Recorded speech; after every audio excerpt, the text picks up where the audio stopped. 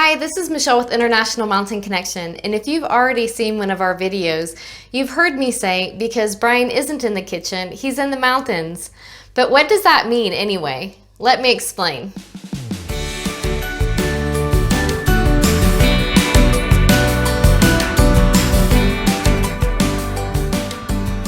And remember, if I'm speaking too fast, if you'd like to see captions, or if you'd like to download the transcript, all of that information is available in the description box below.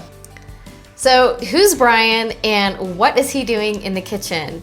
Well, in France in the 1980s, 1990s, there was a textbook to learn English. And in this textbook, the students would learn about Brian and his family in this house. And you had to learn where each member of the family was.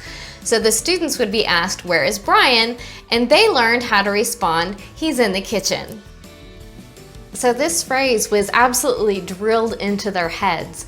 And now when I meet new French people, they understand right away that I'm not French. Even though my name is Michelle, I have a really big accent.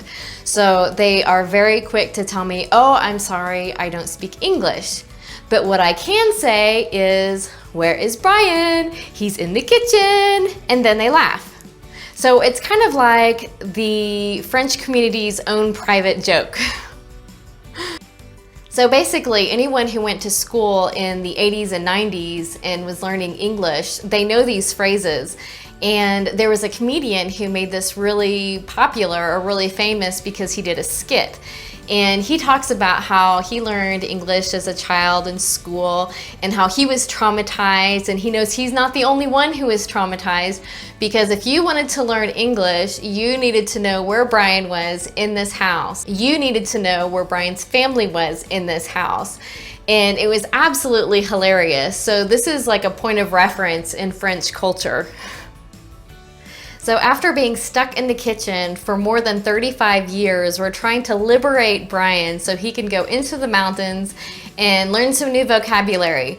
Because when you're learning a new language, often you learn the basics, which is great, but you don't learn about mountain activity vocabulary, you don't learn about technical vocabulary. So we're trying to help Brian expand his horizons a little bit, and we're having fun with that.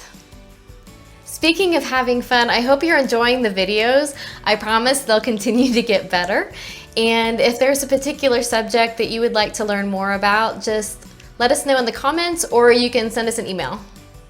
Thank you for joining us today. And if you want to make sure that you know when our next video comes out, hit the subscribe button and the bell.